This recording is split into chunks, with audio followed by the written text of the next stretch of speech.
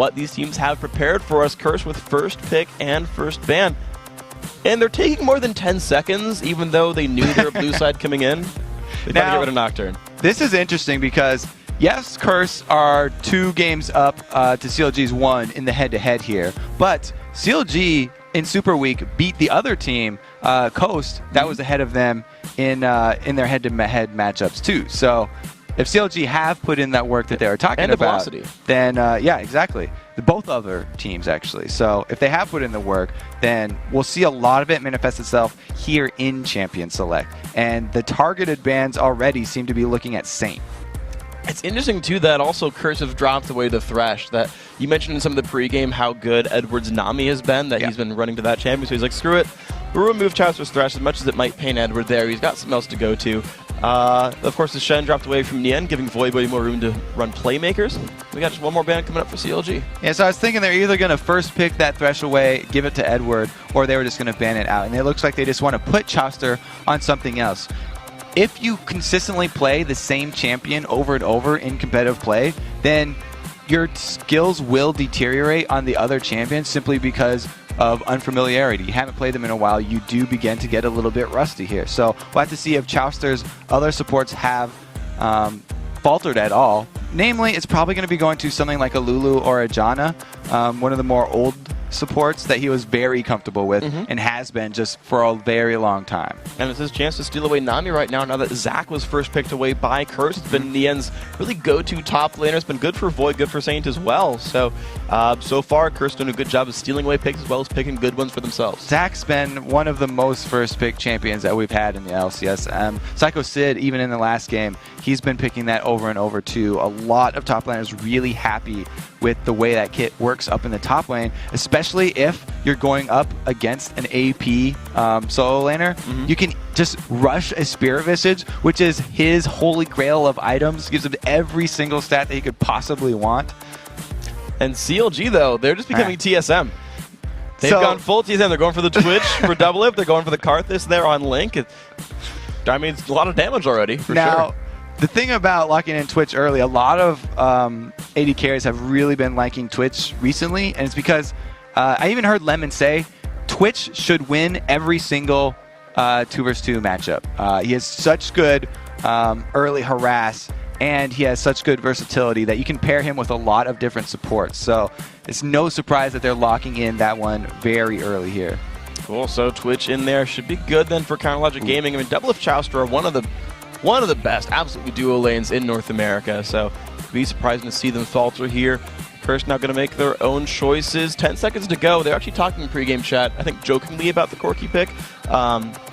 But we might actually go for it for real. No, it is going to be Corki coming through here. All right, they weren't trolling after all. The Elise coming by as well, so plenty of damage now on this Curse lineup. No jokes with that Corki there. And we've seen a Trinity Force already today by Cutie Pie on that Ezreal. Corki's another viable option for your favorite item in the entire game. So maybe we'll see one of those. Too.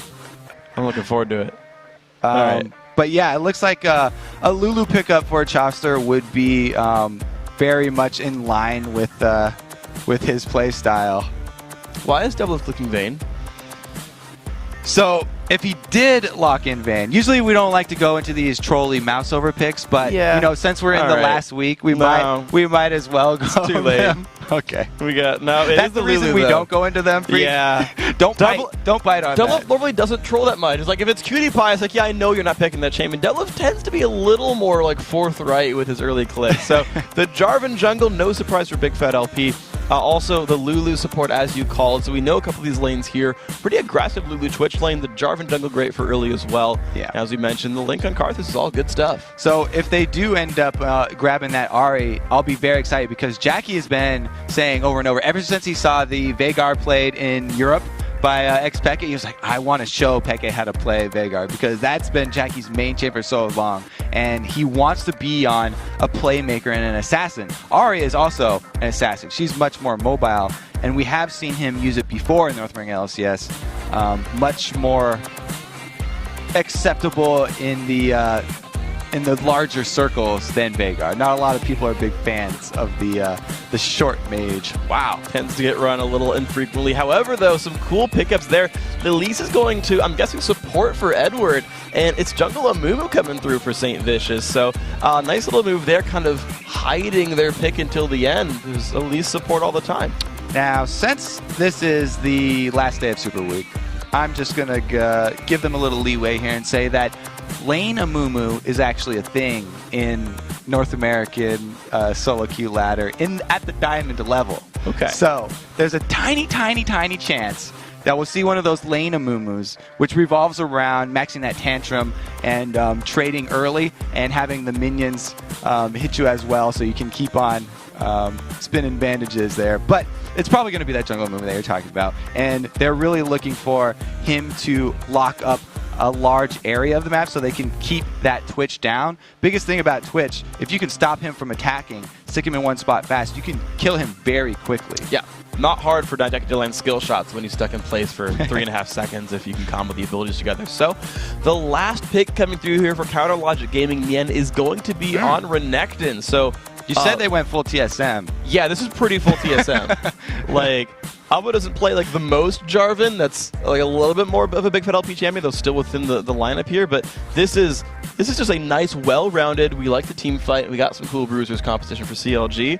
Curse got a bunch of really just stuff we don't see very much. No, this is really interesting from Curse. I'm excited for this composition because, like I said, they've got so many means to catch out Twitch. They can either have Ari started off, if he's able to pick him off, land a charm, him or Elise, whether it's Edward or if they do a last-second switch here up to Voyboy. Either one of those two, Cocoon or Charm landing, would be the signal to go, and they can easily initiate with Zac and Amumu. A very good combo there. Or they could just have Amumu flash in and hold that Twitch in place to easily land those skill shots like you're talking about. Yeah, we actually saw, just a couple games ago, CLG against Cloud9, that one of the big turning team fights was actually a max range Cocoon landing on a double lift, and everyone else was able to follow up in time and drop him down. So certainly a lot of options to play, make a lot of opportunities for these guys to get a pick, to start things out, and then all go in hardcore. Every one of these champions, actually, on the Curse lineup can dive forward.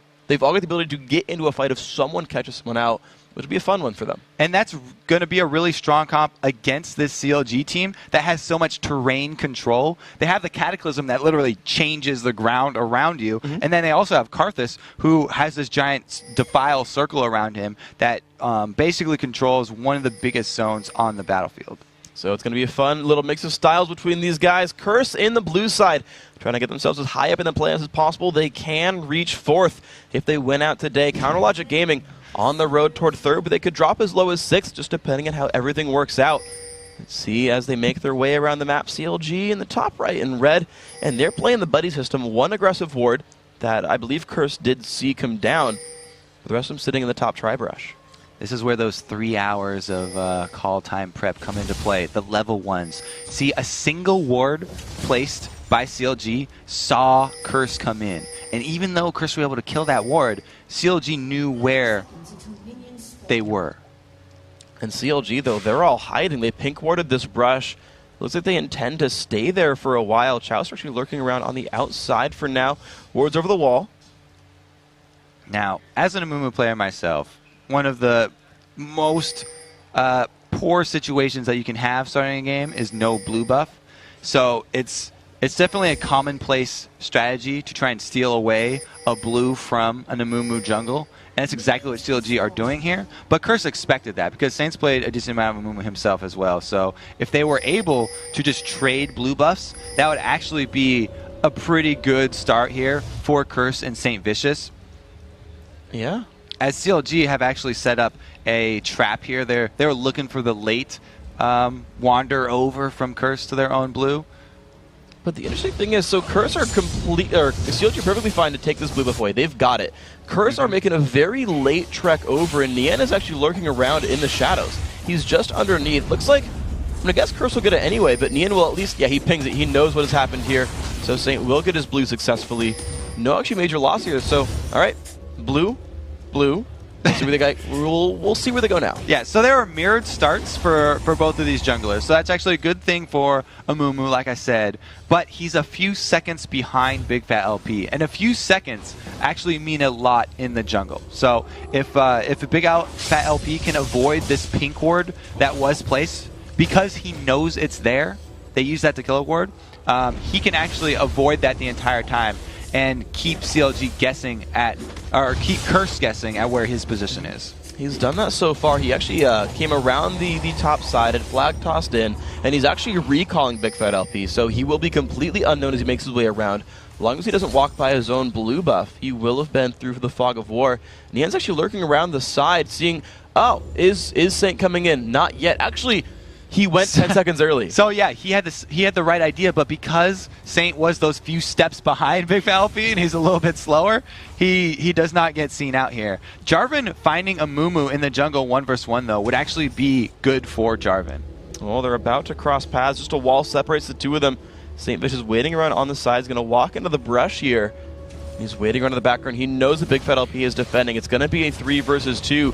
Or will Curse go in? This is a very bad idea if Saint decides to go in from the back there, because it's very difficult to pull off that dive early against a Renekton Jarvan combo who both have CC abilities that they can use already at this stage of the game. And Amumu's not that tanky. So what he needs to do is do a more Meteos style jungle where he hard farms his jungle to try and get experience advantage at this point while he's got vision of Big Fat LP. It looks like that is what's happening, but of course he has kind of indirectly taxed his top lane though. Voyboy is stuck in a 1 versus 2, whereas Big Fat LP is defending his solo laner Nian.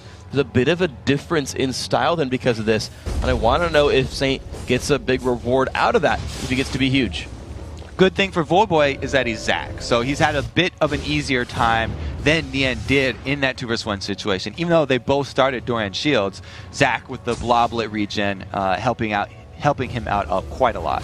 And you notice right there, Edward warded that Tribe Rush, looking to see will Jarvan sneak back in later, making sure that they're able to push without getting ganked as they continue to push that turret. Yeah, you don't want to place the same wards every time, both because you can get scouted out and because you have to place your wards according to the champions you're playing. If you're warding against Jarvan, it's a little bit different because he jumps those walls with the flag toss. Just put him in the river. He's not going to get into a brush across a wall. What are you talking about? All right, so Saint actually did make the same move up there and has turned it into the 2 versus 1 situation. Both of these very green melee champions up here. Now, the way that Amumu does lane is that he holds on to the bandage toss for as long as possible until it's a guaranteed hit, because the threat of that bandage toss will effectively zone double lift and Chowster as long as he's got it available. But he just tossed it there looking for double lift. Double's now stunned up as Saint losing more and more HP. Double out of health, but here comes Nijaki. Can he land a good charm? There's the Spirit. A little bit of damage there. Ignite is cleansed away, and the Exhaust, not really required, goes on a Jackie. And Link is going to take advantage of this time. He's going to shove the minions into the turret to try and make Jackie pay for that roam up top. When you heard that talked about in the Vulcan interview, whenever Reggie left his lane, ManCloud went for turret damage, and you're seeing Link do the same thing here. Good adaptation, not needing to roam, and typical Karthus to be fair, but Big Fat LP getting like super dived on under his turret. Ignite is burning, but he survived it. Now it's up to Cop. Can he do the damage? Cop level 4. Yeah, there we go. First blood, 400 gold, 200 to Edward. That is one of the most frustrating things for a Jarvan player. What just happened there was Big Fat LP did not have the mana for the combo. And Nian trying to jump in onto Edward, but the flash away for release lets him be an elusive spider there. Link landing another, good exhaust, good charm. It forces the flash away from Jackie, but Link is not done. He is still chasing Jackie down. He's low on mana. Can he get the damage he needs? There's St. Vicious, lands the stun, and now comes the chase back onto Link. Karthus trying to run away, those stubby little legs under his cloak. He's going to get out of this one. Yeah, that's just terrible. When you see a Jarvan throw down the flag and have not enough mana to throw out the Q and follow it up, feel bad for Big Fat LP, and it does give first blood over to Curse here as he meets up with St. Vicious once again. Puts a bit of damage down, says, those are my wraiths, how dare you. Pentakill Karthus making sure he gets out of his territory, so Saint's going to walk his way back, but look at Cop. Only 7 minutes in, already has a BF sword, so unfortunately, no Trinity Force rush here for Corki, but Infinity Edge, pretty good too. He has picked up that mana potion, though, which will help out with the fairly high mana cost of Corki. Even after the slight buffs to his mana cost, he still does run pretty quickly. And if he's using those to both shove minion waves and get harass on Nien, then that few extra gold that you spend on a mana pot more than pay off in turret pressure that you have by shoving minion waves. Yep, so here we go. Caught back in action. Has a pretty full mana bar so far. It's going to be all right for him. We'll see if the rest of the moves keep going that way. Link is level 6 and will be donated the blue buff here. So 7 minutes in, you've got a lower cooldown Requiem if Link can use it in the next 3 minutes. And that'll be just a little bit nice to have that cooldown coming up 40 seconds sooner. Ooh. Jackie a little bit late on the read, though. Puts a ward down. Misses the ward on the brush, to be fair. But was attempting to maybe stab at the blue buff, but is too late for that one. Now, since both mid laners have blue buff, you're going to have to watch out for Link's positioning when he decides to Requiem, because Ahri can very easily close the distance and interrupt the Requiem with his charm. So any aggression that CLG decide to go about in the side lanes, thinking that they've got a guaranteed Requiem going to help them out, will have to be prepped for by Link. He can't just throw that out whenever you want it. That's going to be a bit difficult possibly then. See if Link can do this one right. We actually saw last game Dyrus nearly got killed mid-channel before. Something that we've seen a lot of top Karthuses do is just occasionally get that one interrupted.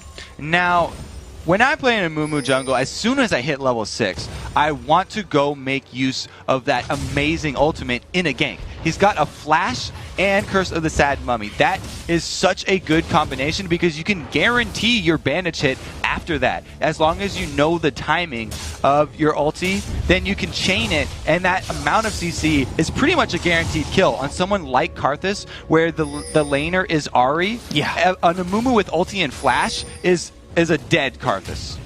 Well, they're using it now to actually lurk into the bottom lane right here. Ahri's already lurked his way in. St. Vicious though going towards the top, so splitting focus actually. The ping did go onto Jackie though. CLG had watched him walk through a ward, and that was enough to send Nien back and away and hiding. That pressure does, however, give Curse, I believe, the turret if they keep pressing for it, but Nien wants to stop them.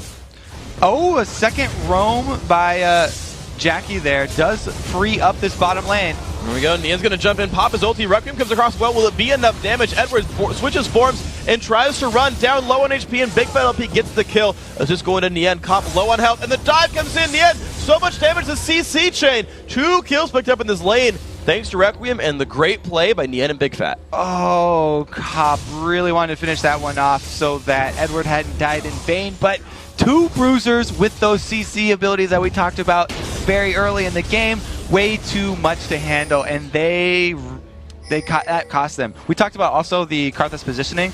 Link had, at that time, gone around to farm Race. So he was protected by a nice wall, and Jackie had no vision of Link. Really nice movements there. They're almost going to get rewarded with a turret for it. Look how low this turret is actually getting here. CLG forced to run from this one, but they've got not much more time left. Actually, I think it's funny, Big Fat LP has gotten more minions than Nien has from lane camping and last hitting with his sort of active abilities. So a bigger Jarvan than Renekton, but they've sent the last wave in, but it's not going to be quite enough to kill the turret, though. And Big Fat LP is skilling up his Jarvan in sort of the classical where you max that Q for the extra damage on your Dragon Strike, instead of maxing that Golden Aegis where you want to be the main tank of your team, and something that Meteos is especially a very big fan He maxes of. second. He maxes the shield second. Okay, but the reason why you match that second is because when the armor was taken off of the flag, they actually increased the shield that you get for each nearby champion when you pop your Golden Aegis. So that's actually the most effective tank build on Jarvan. All right, so here we go. Let's see where the rest of these guys move on toward. Still the standard lanes, though, for Curse. They've tried to roam a couple times with Jackie. Saint hasn't yet found that ulti gank just yet. Level 7 now, and still farming up. 40 minis on him, pretty high mark here. Counterlogic Gaming, they've actually, I guess they're playing sort of standard CLG style. I've not seen Big Fat do much but help Nien's lane out, but support the lanes kind of with his Jarvan, and just sort of rely on Link to farm and assist lanes with the ultimate. So CLG playing it pretty slow, and Curse not really finding the openings. And it is going in CLG's favor because Link has been constantly farming the mid lane, while Jackie has roamed twice unsuccessfully. So even with Karthus not roaming, he's got more kills than a roaming Ari, just because of the Requiem. It's all kinds of crazy. The global presence working out. There's the jump in from St. Vicious, the flash ulti. The stun onto Double is going to be enough damage. Requiem comes back across, though. The kill onto Saint. The turret going down as well. Edward now not in the best spot, but here comes Voyboy. Will he find Shouster? Yes, he finds one. And the jump onto Double, who has already been wild growth by the dead Lulu. The chase in. Cotton lands one rocket. Double stunned up. Double kill. Going in for Voyboy. 3-3 on the scoreboard. Good turnaround by Curse. Curse was able to get one extra kill out of that, but it's left Nien up top free farming here as Renekton, and now he's got a large minion wave up against this secondary turret. And this could be enough to maybe drop it down or at least remove a lot of its health bar. Cop, of course, being left alone on that side of the map. Voyboy and Edward also stealing away blue buff. And here comes St. Vicious on the defense. He will be keeping this turret alive. So blue buff steal, and he has some minion farm, but I think it's still a good thing for Curse. We'll see if they can grab their blue as well.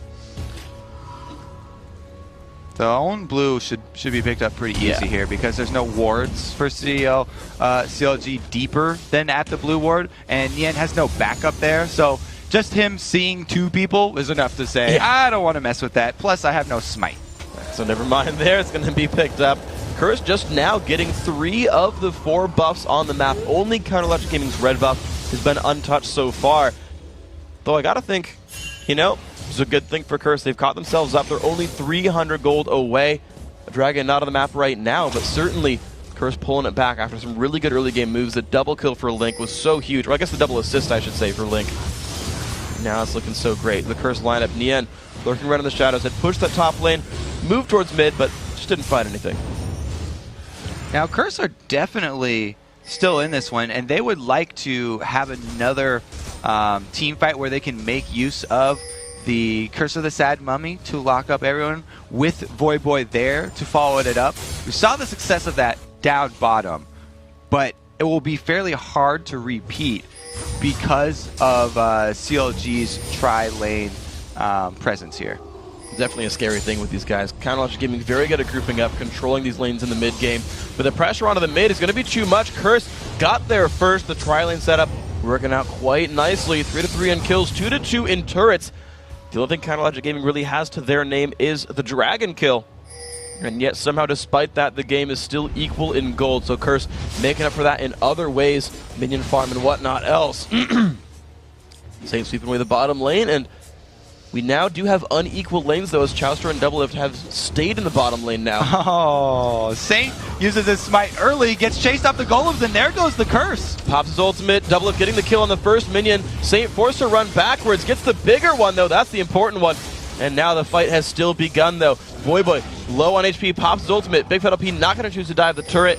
So, ultimate's lost, though. Got to set a little bit better. Yeah, with that one, Curse are no longer looking for a team fight because those are their 2 team fight ultimates that were available. Now they've both been used on an attempted savior mission there for St. Vicious. And it was a really good job there by Doublelift and Chouster fighting that one out. And a good rotation down from Lincoln and Big Fat LP.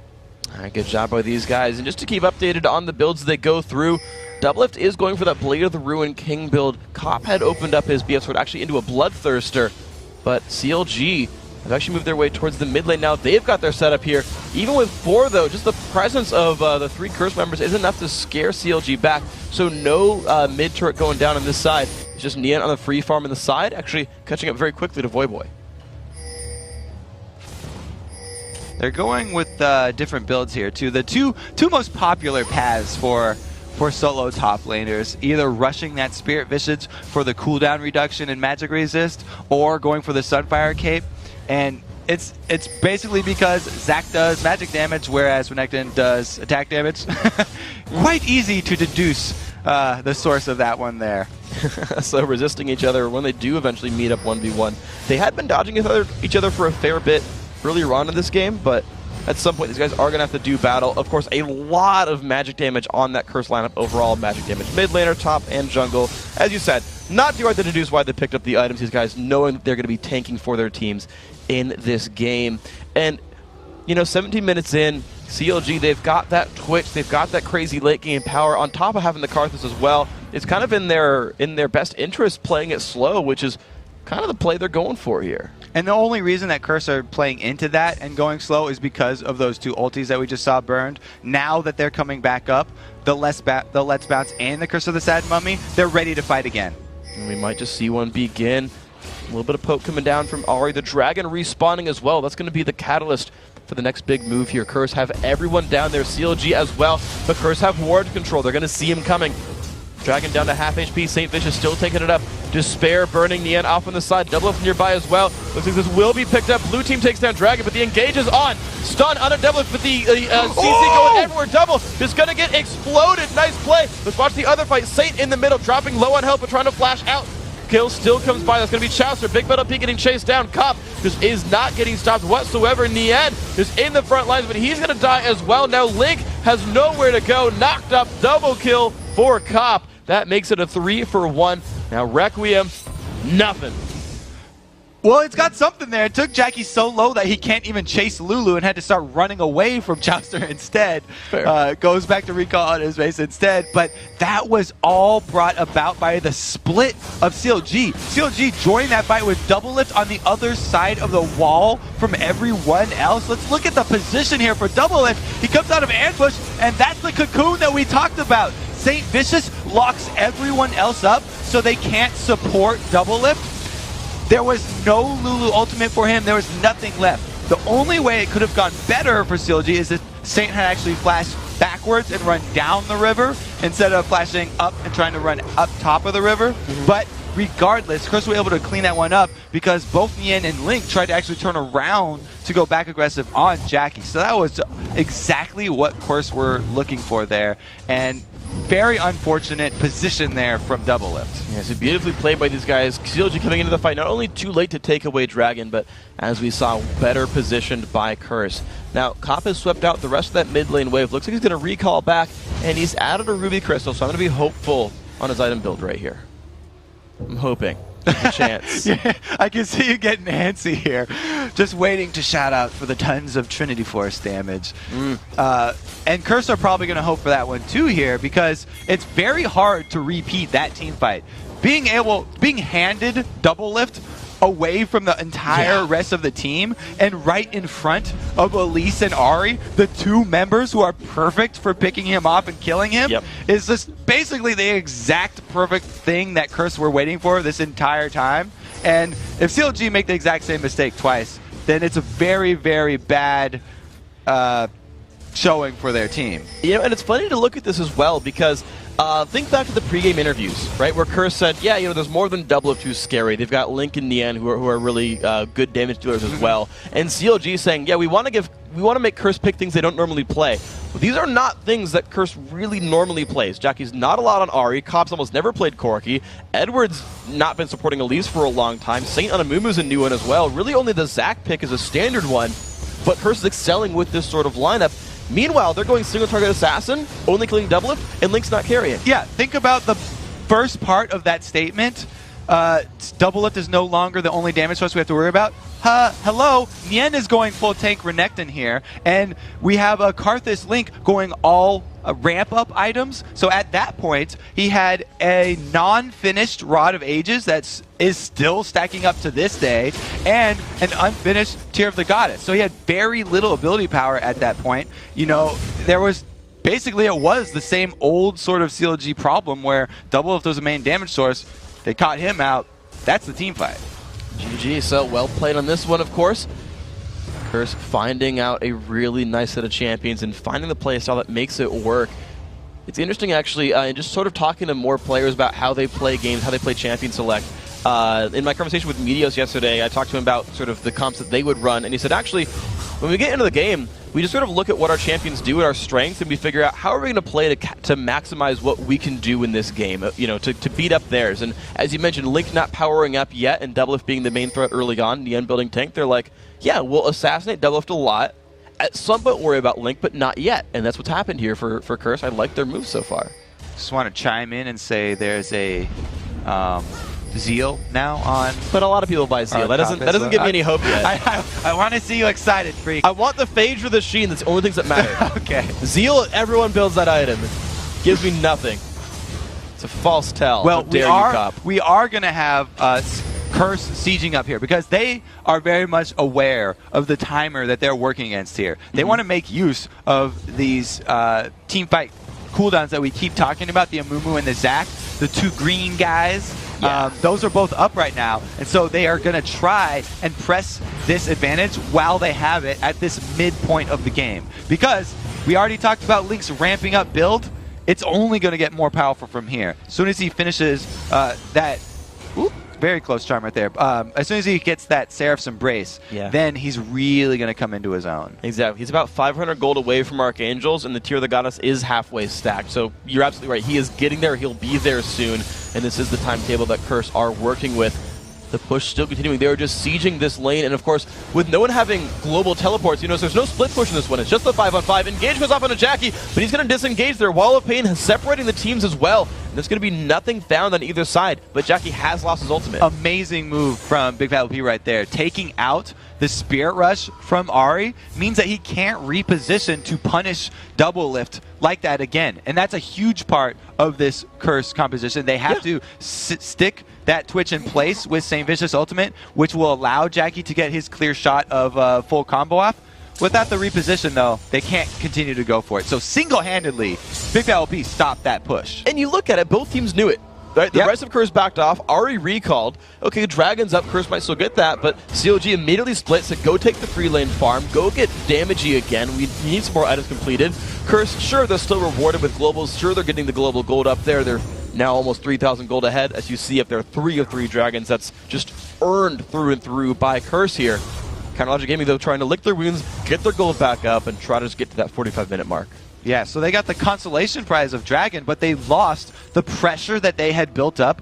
The pressure in terms of minions that are up against CLG turrets, by the way. Both the top and the mid lane had minions pushing all the way to the turrets. At that point, with Curse having to back off, those minions just turned into gold for CLG because they were able to rotate over and go clean them up. Very, very timely move from Big Fat LP. Exactly, and when you look at it, you can actually sort of read those sorts of moves. Who's getting the better minion wave kills? Because you see Curse with a kill lead, a dragon lead, and a turret lead, and yet only 2,500 gold. Those would add up to about 5,000 gold if you looked at it all, but CLG doing a better job controlling the minion waves this time around, getting the farm their way because of those other grand map moves, keeping it a lot closer. But Curse, though, they're still looking to force things. They're still looking for pressure and objectives. You see them warding deep into enemy territory, grabbing buffs, and then again being on the aggressive.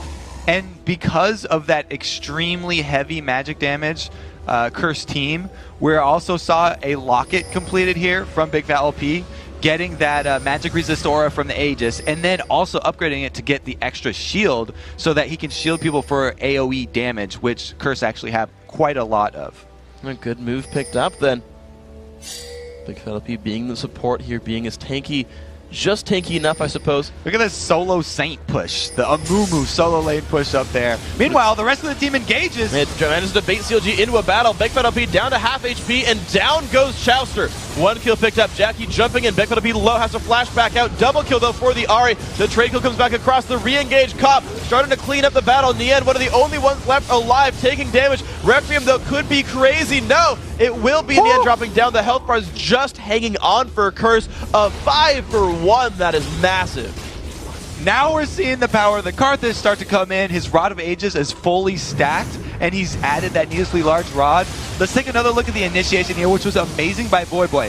Think still 2 members off of the map here from Curse. We have Cop coming in from the bottom to completely obliterate Double It from behind. He was not expecting that. And then that split pushing Amumu Saint that we had up top, who baited CLG into that position, comes in for the end to lock up the rest of the team. And even so, with that being played so well by Curse, you saw how low each member was, and just a little bit more power onto Link is going to mean the next Requiem does finish them off. Just that slight bit of gold difference. Those are the battles when you see a 3,000 gold lead. Those are the battles that are won by that 3,000 gold lead. That one extra item being done. The last Whisper that was just completed before that battle by a Cop. Things like that have meant so much in games like this. And CLG, though, looking for their own little edge right here. They've pink-warded it. They're getting control.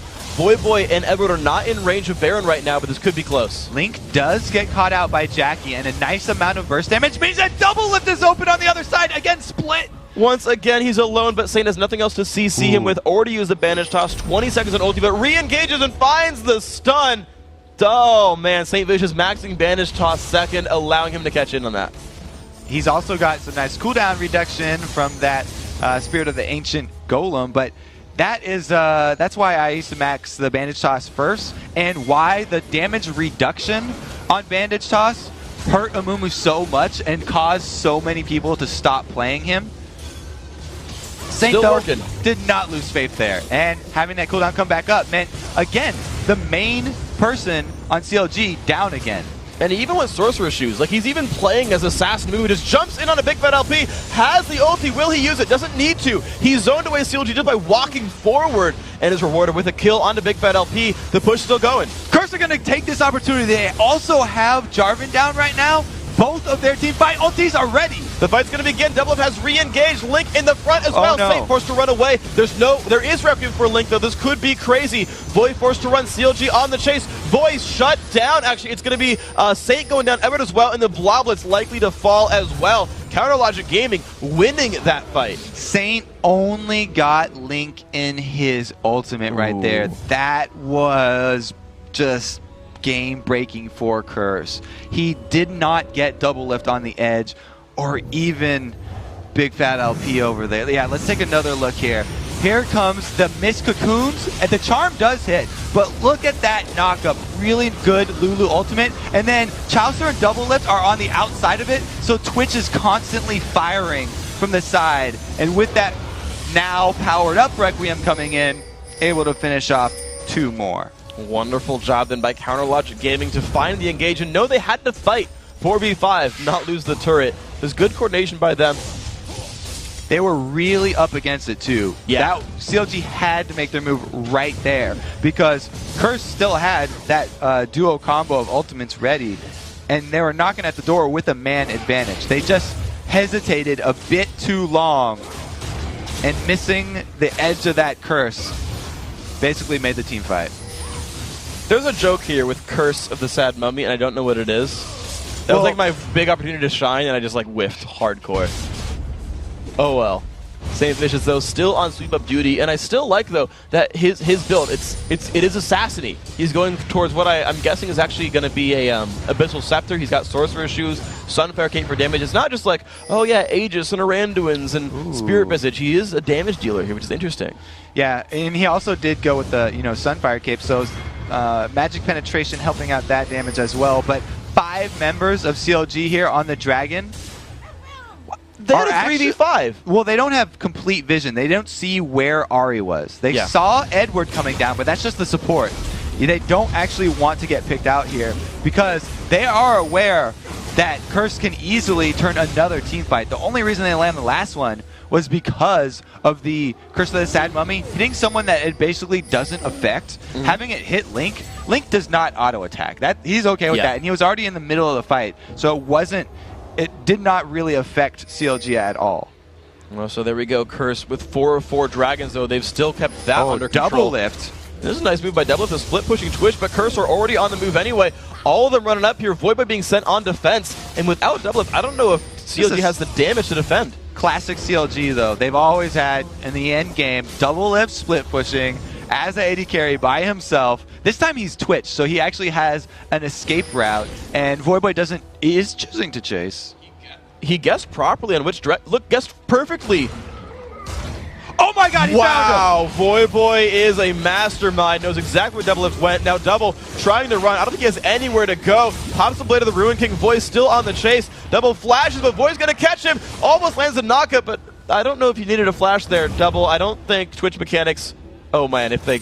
Oh my, never ever ever play Voyboy hide and seek. Yeah, that guy, like... Jackie can follow this one up here. He does land the charm. Oh, this is not good. Double forced to... big fat LP, sorry.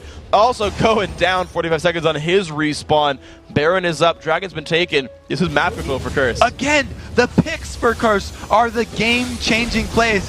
And Zach is not the person you expect that pick to come from. The one from Ari is expected, but wow, Voyboy starting that one off, taking out Doublelift, just earned his team a Baron. Beautifully played. Baron goes down at 32 minutes. Voyboy opens his eyes during the countdown of hide and seek. That's what I was going for. Curse now 6-4 on turrets. 4-0. Well, once you started talking, it gave me some time. The Curse, the Sad Mummy's still eating at me. Check this out, though.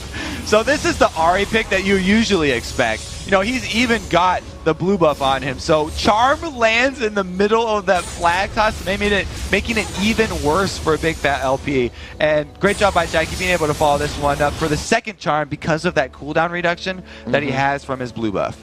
And the Deathfire Grasp as well. Just wonderful stuff there. Jackie making a lot happen for his team. 3-1-7, 5-1-5. Cop, who is a betrayer and bought a Phantom Dancer, is going towards an Infinity Edge. The Ruby Crystal was just a ruse, but it's okay. I'll forgive you, Cop. Doing very well this game. Now a 7,000, well, 6.5 to 7,000 gold lead for Curse, and they are still playing this game very, very well as we wait for CLG to power up. You see, finally, 10,000 gold on Link. He's not far behind Jackie. Almost 10,000 on Doublelift. He's a bit behind Cop at this point, but the damage for CLG are scaling up, but it might have been too late. And it's a little bit late, but they would still like an Aegis of the Legion here. Curse goes straight in, they land a Cocoon. Nien gets rooted up, gets stunned, he's trying to run away. He does take the Wild Growth as well. The battle has begun, but no kills have happened. Couple of ultis burned. Jackie and Void both losing theirs. And it's just going to be a give up onto the inhibitor. So Curse, wearing the Baron buff, takes more control of the map as they work towards the top lane. They don't have minions for this one, though. This could be a CLG defense, but the turret's going down so fast. And the front line here from Curse just obliterates CLG. And the battle continues on. Jackie's going to Zodius, but still get hit by the Requiem. He does go down. Big Fat LP forced to run away. Saint dangerously low. Doublelift dies as well. Chouster by his lonesome doesn't get to do much. Kills coming across everywhere. And in the end, the only man left alive. He's got to defend the last 3 members of Curse, who are going to keep moving in on the base. The mean green front line of Curse does so much work. They both have Sunfires, they both have crowd control, and they're able to lock up CLG. Now working on Nexus turrets. 20 seconds to go until the revises might not be enough. You see Nien is recalling back, but I think he won't be able to 1v2 this. Edward making his way back in as well. The Nexus under siege. He has home guards. Can Nien do it? Jumps in, tries to knock down Cop. There's the re-engage. It's going to be Elise. He knows all about Elise defending bases. Nien forcing to run away. 5 seconds till revives. Will it be enough? Tries to heal. No, it's the ace. And Nexus going down. That's going to be Curse taking it, bringing themselves closer to that potential 4th place finish in the playoffs. All right. Congratulations, Curse. And thank you, Saint, for validating a Moo.